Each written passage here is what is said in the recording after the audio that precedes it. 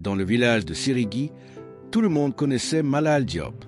Un homme grand, charismatique, travailleur, charpentier de métier, père d'un petit garçon calme et doux nommé Haruna, âgé de 9 ans. Depuis la mort de sa femme 2 ans plus tôt, Malal s'était isolé. Il parlait moins, il riait peu, mais il construisait. Des meubles, des silences et un plan. Un soir de pleine lune, il s'agenouilla au centre de sa case, alluma 3 bougies, traça des signes étranges au sol avec de la craie rouge, et prononça une prière dans une langue que même les anciens ne parlaient plus. « Esprit du cercle, j'ai frappé à toutes les portes, mais c'est la vôtre que je veux franchir. » Le silence répondit, puis une voix, profonde, grave, presque humaine. « Que as-tu à offrir ?» Malal serra les poings. « Ce que j'ai de plus pur. »« Le sang ?»« Oui. »« De qui ?» Il baissa les yeux. « De mon fils. » À cet instant, une ombre traversa la case. Les bougies s'éteignirent, et une marque rouge apparut sur le sol. Un cercle, parfait, et au centre, une flamme noire. La voix murmura. « Alors commence par le regard. Qu'il ne se sente plus vu, qu'il te voie comme le monde te verra bientôt, vide. » Le lendemain, Malal évita le regard d'Haruna. Il ne lui parla pas, ne lui prépara pas le thé comme d'habitude, ne le guida pas vers l'école. Le garçon sentit quelque chose, mais il ne dit rien. Le soir, en dormant, Haruna pleura en silence, et Malal, debout dans l'ombre de la porte, ne fit rien. Depuis 3 jours, Malal Diop ne parlait plus à son fils. Il l'observait, il le suivait du regard sans le regarder vraiment. Haruna, lui, ne posait pas de questions. Il sentait que quelque chose s'était brisé, que son père n'était plus vraiment là.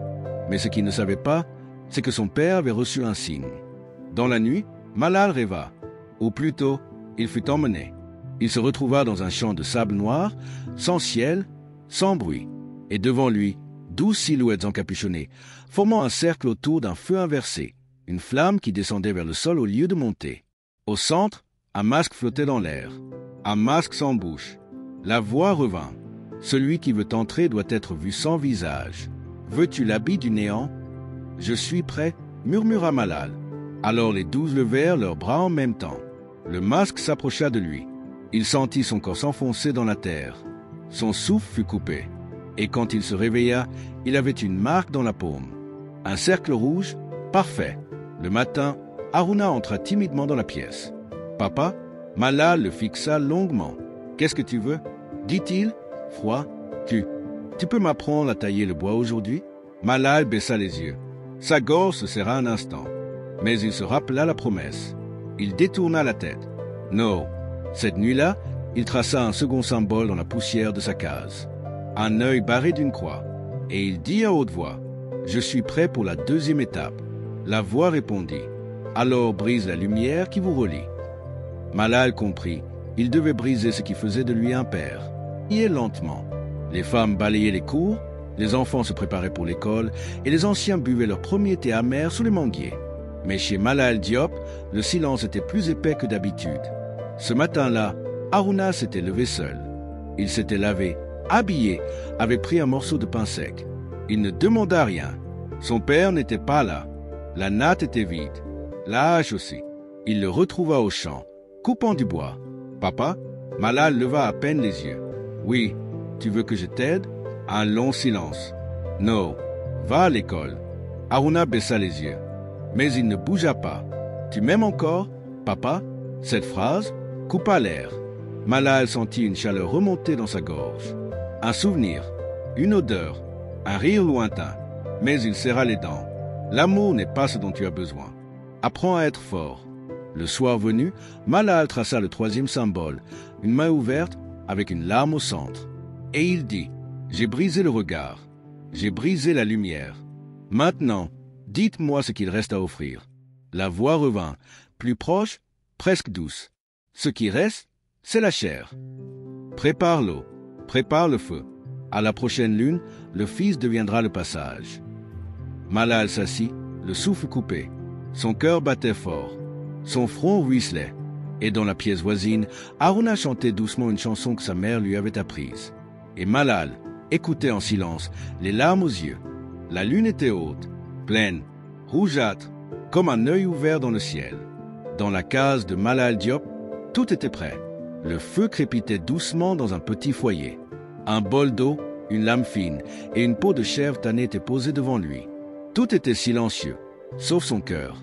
Haruna dormait profondément dans la pièce voisine. Malal le regarda un moment, puis se leva lentement.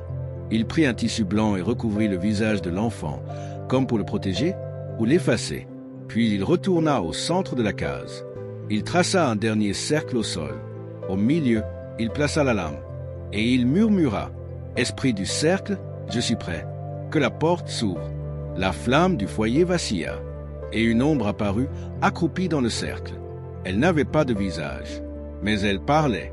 Celui qui tue son sang ouvre le passage. Mais ce sang doit venir de l'innocence. Malal hocha la tête, le visage tendu. « Amène l'enfant. » Il se leva, avança vers la chambre. Sa main tremblait. Il souleva doucement l'enfant, toujours endormi, et le déposa au centre du cercle.